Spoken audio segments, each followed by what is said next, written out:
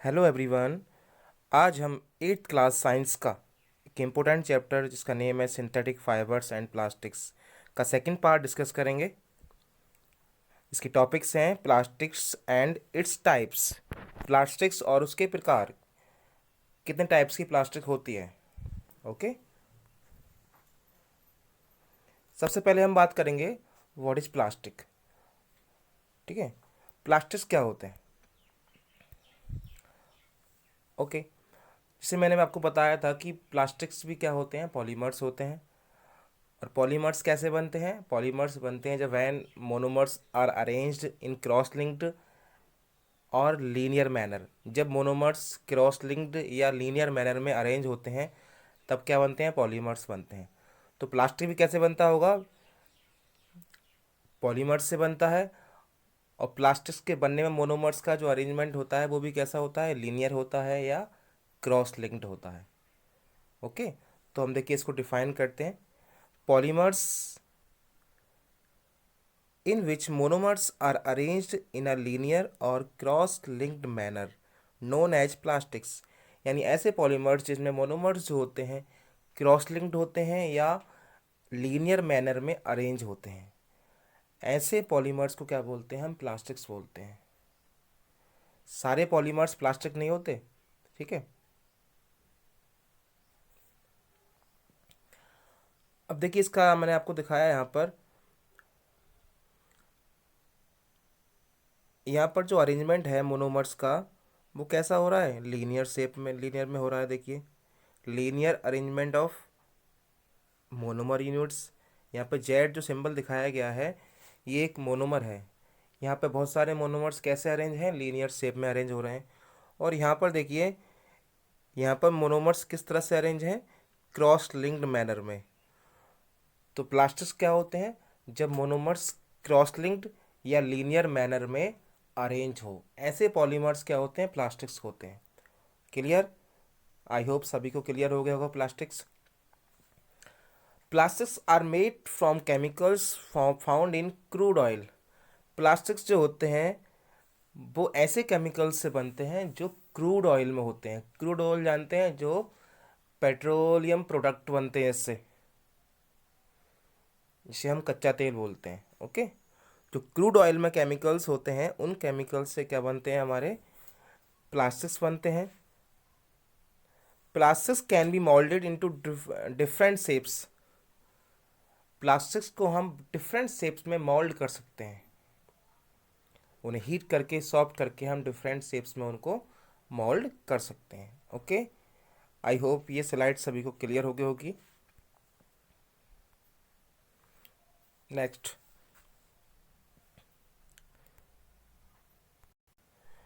Next is types of plastics. Plastics के types पढ़ेंगे हम यहाँ पर। There are two types of plastics. Number one thermoplastic, number two thermosetting plastic. Plastic two types की होती है, thermoplastic and thermosetting plastic. Number one देखिए, thermoplastic. Thermoplastic is a type of plastic which is softened on heating. ऐसी plastic जिसे हम heat करें तो वो सॉफ्ट हो जाती है, और सॉफ्ट होने के बाद डिफरेंट शेप्स में मोल्ड हो जाती है। A type of plastic that can be softened on heating and molded into desired shapes is called thermoplastic। ऐसी प्लास्टिक्स जिसे हम हीट करें तो वो सॉफ्ट हो जाए, और सॉफ्ट होने के बाद वो डिफरेंट शेप्स में मोल्ड, डिजायरेबल शेप्स में मोल्ड हो सकती है। ऐसी प्लास्टिक क्या बोलते हैं, हम थर्मोप्लास्टिक बोलते हैं। इसके एग्जाम्पल्स देखिए, एग्जाम्पल्स हैं पॉलीथीन, जो पॉली बैग हम यूज करते हैं। पॉली बैग्स किससे बना होता है, पॉलीथीन से। पॉलीथीन कैसी प्लास्टिक होती है, थर्मोप्लास्टिक है। ठीक है, और थर्मोप्लास्टिक के अंदर जो मोनोमर्स का अरेंजमेंट होता है वो कैसा होता है, लीनियर। मैंने अभी आपको बताया था कि पॉलीमर्स कैसे अरेंज होते हैं प्लास्टिक के अंदर, लीनियर मैनर में या क्रॉस लिंक मैनर में। तो थर्मोप्लास्टिक के अंदर जो मोनोमर्स का अरेंजमेंट होता है वो लीनियर शेप में होता है, इसीलिए वो सॉफ्ट हो जाते हैं हीट करने पर। एग्जाम्पल इसका सेकंड है पीबीसी। पीवीसी का फुल फॉर्म होता है पॉलीविनाइल क्लोराइड। ठीक है, पॉलीविनाइल क्लोराइड जो होते हैं, पीवीसी पाइप्स बनते हैं इसके, पीवीसी पाइप्स। पॉलीप्रोपाइलीन एक एग्जाम्पल है। पॉलिस्टर, जो अभी आपको फाइबर में पढ़ाया था हमने, सिंथेटिक फाइबर्स में, वो भी क्या है, एक थर्मोप्लास्टिक है। Polystyrene, nylon etcetera. नायलॉन भी क्या है हमारा, एक थर्मोप्लास्टिक है। इसके आर्टिकल्स देखिए, बहुत सारे हाउस होल्ड आर्टिकल्स जो हमारे घर में यूज होते हैं वो थर्मोप्लास्टिक से बने होते हैं। ठीक है, ओके, क्लियर हुआ thermoplastic. Okay, next next is thermosetting plastic. देखिए, the type of plastic which can not be moulded और सॉफ्टन्ड ऑन हीटिंग।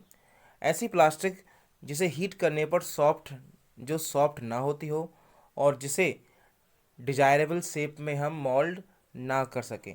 केवल एक ही बार उसको हम शेप दे सकते हैं, दूसरी बार उसको हम शेप नहीं दे सकते। ऐसी प्लास्टिक्स को हम बोलते हैं थर्मोसेटिंग प्लास्टिक। एक बार और समझेंगे थर्मोसेटिंग प्लास्टिक को, बहुत इंपॉर्टेंट है ये। थर्मोसेटिंग प्लास्टिक एक ऐसी प्लास्टिक होती है जिसको हम हीट करें तो वो सॉफ्ट नहीं होगी। ओके, और इसको हम एक ही बार डिजायरेबल शेप में मोल्ड कर सकते हैं। यानी जब इसको बनाया जाता है तभी ये उस शेप में मोल्ड होती है। उसके बाद दूसरी बार इसे हम चाहें तो उसे दूसरी शेप इसकी बना दें इसे सॉफ्ट करके, तो वो नहीं कर सकते हम। जैसे कि थर्मोप्लास्टिक में था कि हम उसे हीट कर कर सॉफ्ट करके डिफरेंट शेप्स में मोल्ड कर सकते हैं, लेकिन इसको नहीं कर सकते हम। ठीक है, क्यों नहीं कर सकते, इसका इसका आंसर देखिए, क्यों नहीं कर सकते। क्योंकि इसके अंदर जो मोनोमर्स का अरेंजमेंट होता है, मोनोमर्स जो अरेंज होते हैं वो क्रॉस लिंक्ड होते हैं। और क्रॉस लिंक जो बॉन्ड होते हैं वो क्या होते हैं हमारे, बहुत ज़्यादा। देखिए, ये जो है प्लास्टिक, ये सॉफ्ट क्यों नहीं होती है on the heating, because the monomers are arranged in cross linked manner. इस तरह की प्लास्टिक में जो मोनोमर्स होते हैं वो क्रॉस लिंक्ड मैनर में अरेंज होते हैं। ओके, और उस वाली प्लास्टिक में क्या था, थर्मोप्लास्टिक में लीनियर मैनर में थे, तो वो आसानी से क्या हो रहे थे, सॉफ्ट हो रहे थे। लेकिन यहाँ पर मोनोमर्स का अरेंजमेंट कैसा है, क्रॉस लिंक्ड है। क्रॉस लिंक्ड जो होते हैं क्रॉस लिंक्ड जो होते हैं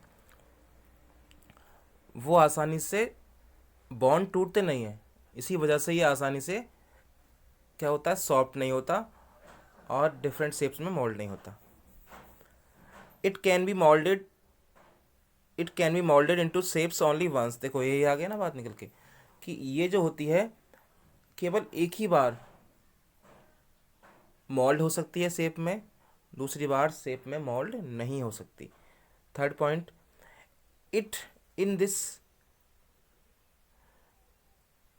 इन this type of plastics monomers are arrange in cross linked manner. Okay, third देखिए एग्जाम्पल, देखिए इसके, बेकेलाइट एंड मिलेमाइन। बेकेलाइट और मिलेमाइन क्या है, इसके एग्जाम्पल हैं, बेस्ट एग्जाम्पल्स हैं। मिलेमाइन का यूज जो होता है वो क्रॉकरी बनाने में होता है, जो क्रॉकरी प्लेट्स वगैरह होती हैं।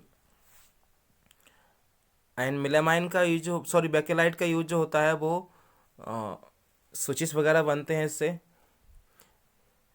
ओके, दिख रहा है आपको। तो एक बार और समझेंगे थर्मोप्लास्टिक को, थर्मोसेटिंग प्लास्टिक को। थर्मोसेटिंग प्लास्टिक एक ऐसी प्लास्टिक है जिसमें मोनोमर्स का जो अरेंजमेंट होता है वो क्रॉस लिंक्ड होता है। मोनोमर्स का अरेंजमेंट क्रॉस लिंक होने की वजह से वो हीट करने पर सॉफ्ट नहीं होते और उनको हम ओनली एक ही बार मोल्ड कर सकते हैं डिजायर्ड शेप में। एग्जाम्पल्स क्या हैं इसके, एग्जाम्पल्स बेकेलाइट और मिलेमाइन। बेकेलाइट का यूज जो होता है स्विचेस बनाने में होता है, इलेक्ट्रिकल स्विचेस जो होते हैं। और मिलेमाइन का यूज होता है क्रॉकरी बनाने में होता है। ओके, क्लियर हुआ सभी को। ओके, चलते हैं नेक्स्ट पेज पर। अब देखिए, नेक्स्ट टॉपिक है हमारा करेक्टरिस्टिक्स ऑफ प्लास्टिक्स। तो इसमें क्या करेंगे हम, इस टॉपिक में हम प्लास्टिक्स की करैक्टरिस्टिक्स को रीड करेंगे, उन्हें समझेंगे अच्छे से। फिर number 1, plastics are light, strong, durable and easy to handle. Plastics जो होते हैं लाइट होते हैं, लाइट वेट होते हैं बहुत ज़्यादा, स्ट्रॉन्ग होते हैं, ड्यूरेबल होते हैं एंड इजी टू हैंडल, और उसे आसानी से हम क्या कर सकते हैं, हैंडल कर सकते हैं। तो प्लास्टिक्स के अंदर ये प्रॉपर्टीज होती हैं। Second number, plastics are poor conductor of heat and electricity, so they are used for making switches, plugs, covering of wires, etc. Plastics जो होते हैं वो पुअर कंडक्टर होते हैं इलेक्ट्रिसिटी के, इसीलिए क्या होता है, इनका यूज कहाँ होता है, मेकिंग स्विचेस, स्विच बनते हैं, देखिए बताया था मैंने। तो स्विच किस टाइप के प्लास्टिक से बनते हैं, थर्मो सेटिंग प्लास्टिक से बनते हैं, और उसका भी टाइप क्या था, बैकेलाइट। प्लग्स बनते हैं इससे, कवरिंग ऑफ वायर्स, वायर की कवरिंग किससे होती है, प्लास्टिक से होती है, क्योंकि ये कैसे होते हैं, ये इलेक्ट्रिसिटी के क्या होते हैं, बैड कंडक्टर होते हैं और हीट के भी होते हैं। Third point, plastics are non reactive. कैसे होते हैं प्लास्टिक्स, नॉन रिएक्टिव होते हैं, so it can't react with water and chemicals, इसलिए वाटर या केमिकल्स से रिएक्ट नहीं करते। प्लास्टिक्स कैसे होते हैं, नॉन रिएक्टिव होते हैं। Okay. Third point, plastics are waterproof and airtight. Plastics जो होते हैं वाटर प्रूफ होते हैं और एयर टाइट होते हैं। एयर टाइट का मीन्स होता है इनसे एयर पास नहीं होती। यदि प्लास्टिक को हम लगा दें कहीं पर, क्लोज कर दें कंटेनर को प्लास्टिक से, तो उसके अंदर एयर पास नहीं होगी, इसका मीन्स यही होता है कि airtight. So it is use to store several food items. इसी वजह से प्लास्टिक्स का यूज फूड आइटम्स को स्टोर करने में होता है, जैसे चिप्स पैकेट होते हैं, इतने भी स्नैक्स आते हैं, स्नैक्स को हम क्या करते हैं, पैकिंग किस में होती है, ज़्यादातर प्लास्टिक्स के बैग्स में होती है। क्यों होती है, क्योंकि वो एयर टाइट होते हैं, एयर उनसे पास नहीं होती। Fifth number, it can B recycled and reused. Plastics को हम रिसाइकिल कर सकते हैं और रीयूज भी कर सकते हैं, बार बार उसको हम यूज कर सकते हैं प्लास्टिक को, और उसे रिसाइकिल मनी की जो वेस्ट प्लास्टिक थी हमारी, उसको हम वापस न्यू प्लास्टिक में बना सकते हैं, उससे उससे जनरेट कर सकते हैं, उसको बोलते हैं रिसाइकिल। और रीयूज जानते हैं, बार बार यूज करना। Six number, plastics can be moulded into any desired shapes and size. Plastic को हम एनी डिजायरेबल शेप या साइज में मोल्ड कर सकते हैं, उसे सॉफ्ट करेंगे पहले हम हीट करके, फिर उसके बाद हम उसे मोल्ड कर सकते हैं डिजायरेबल शेप्स में। और एक बात याद रखना, कौन सी प्लास्टिक को हम कर सकते हैं मोल्ड, थर्मोप्लास्टिक को। थर्मोसेटिंग प्लास्टिक जो होती है वो ओनली एक बार होती है।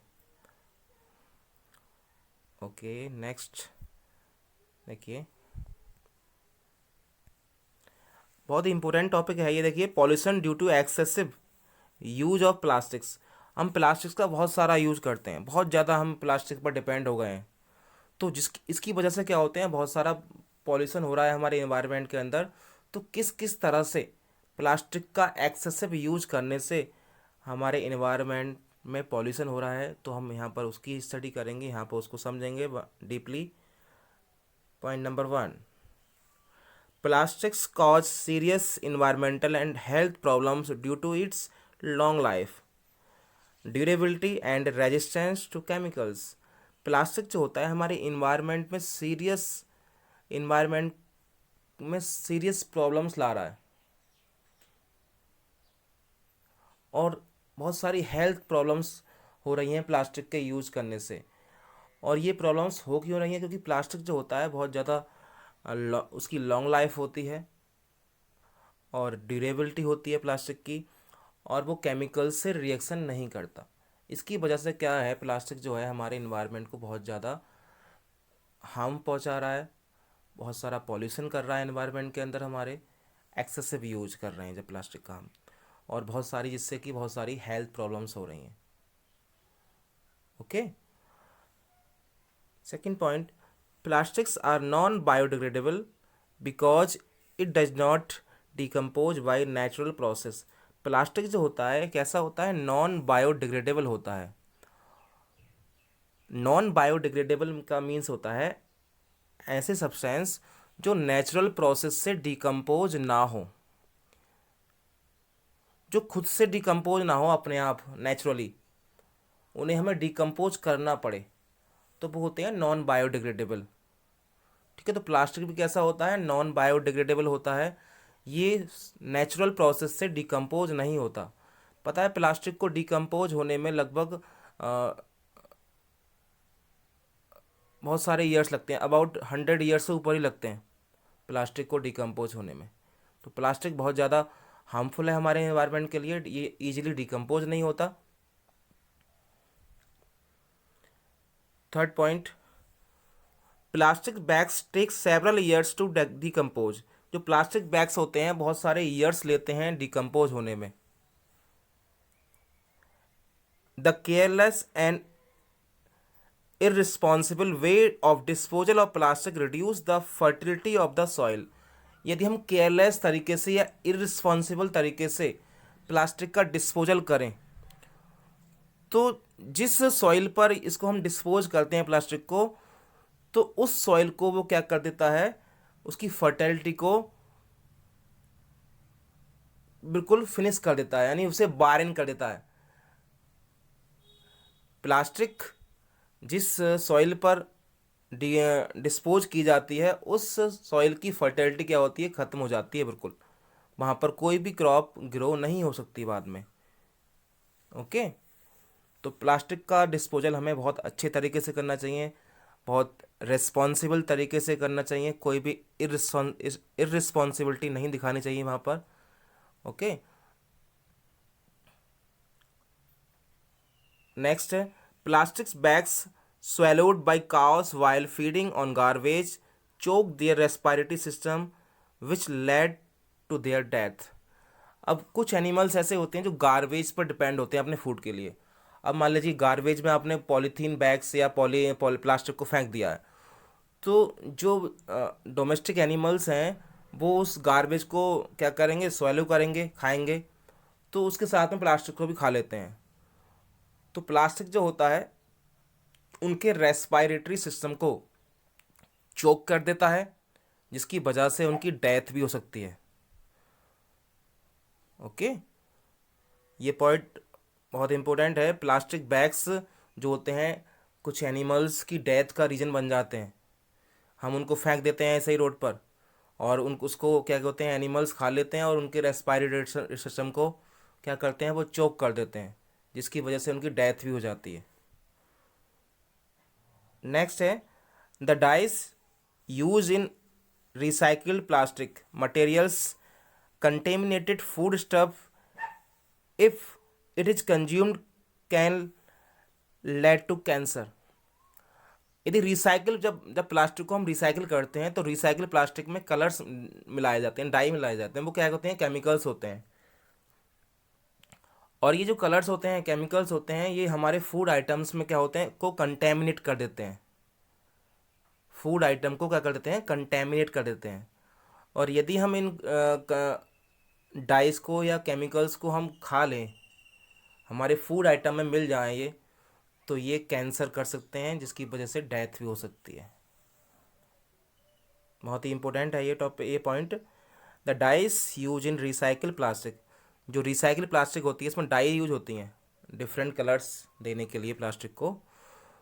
तो वो डाइज होती हैं वो हमारे फूड स्टफ को क्या कर देती हैं, कंटेमिनेटेड कर देती हैं।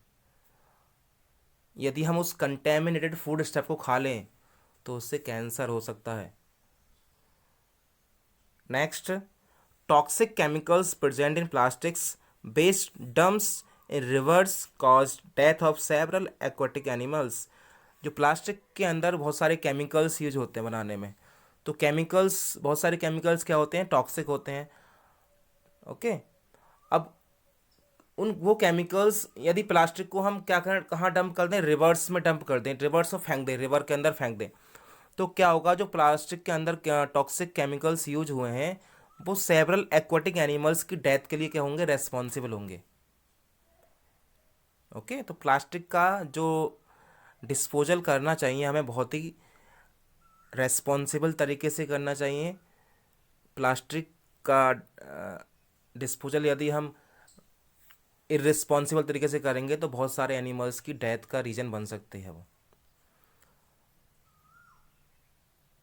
नेक्स्ट है burning of plastics release a lot of poisonous gas into the environment.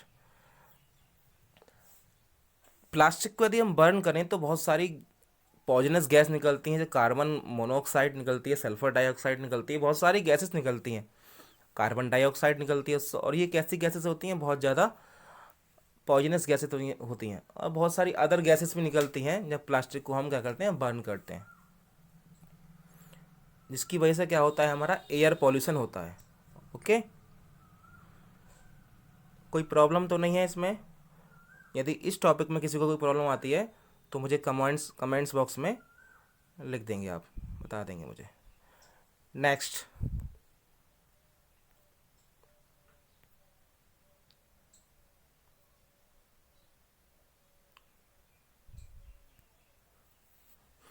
Next है ways to reduce plastic pollution. ऐसे कौन कौन से वेज हैं जिससे हम क्या कर सकते हैं, प्लास्टिक पॉल्यूशन को रिड्यूस कर सकते हैं।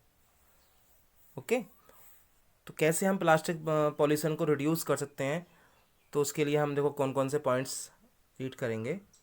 Point number 1, use jute, cloth और पेपर। यहाँ पर ये पेपर बैग है, ये प्रिंटिंग मिस्टेक है, paper bag. Use jute, cloth और paper bags instead of plastic bags. हमें कौन से बैग्स यूज करने चाहिए, पेपर बैग या जूट बैग। प्लास्टिक बैग की जगह हमें जूट बैग या पेपर बैग का यूज करना चाहिए।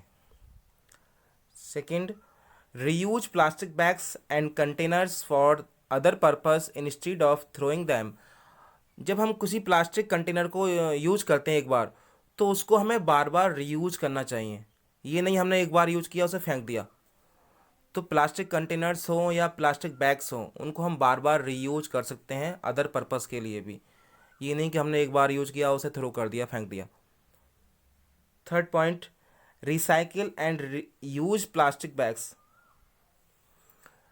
Recycle the use plastic bags.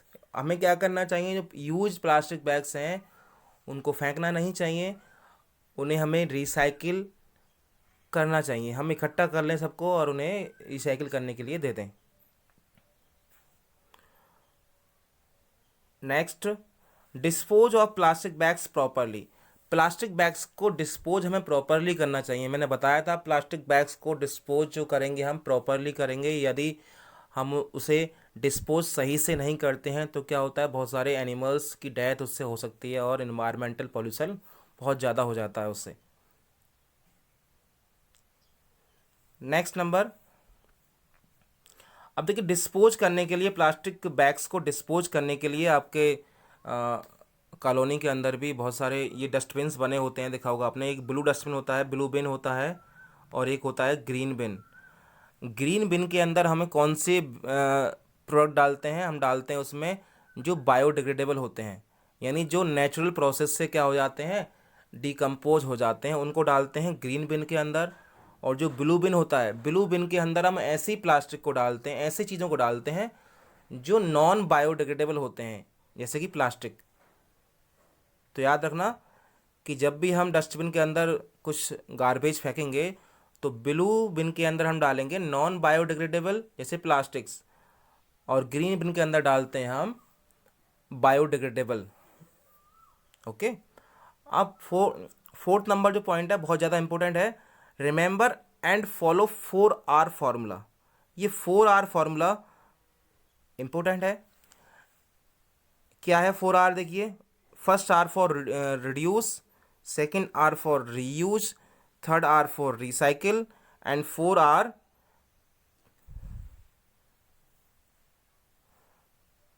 Reduce, reuse, recycle, और एक होता है रिकवर। क्या होता है, 4R इज रिकवर।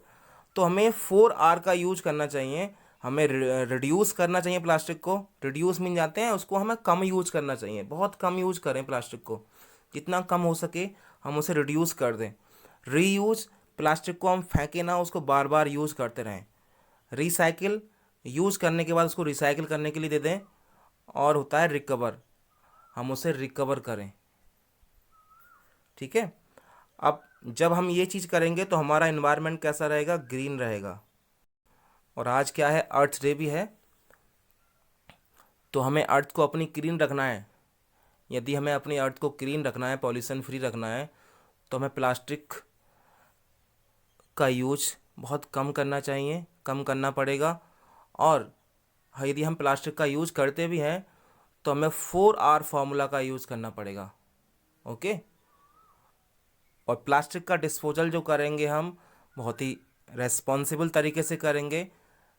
जो डिजायरेबल बिन्स बनाए गए हैं प्लास्टिक के डिस्पोजल के लिए, उसी में हम उसको डिस्पोज करेंगे, ये नहीं कहीं भी डाल देंगे। ओके। तो ये बहुत ही सीरियस है। प्लास्टिक पॉल्यूशन बहुत ज़्यादा हमारी हेल्थ पर इफ़ेक्ट डालता है, इसलिए इसको हम बहुत ज़्यादा ध्यान रखेंगे इस बारे में। ओके।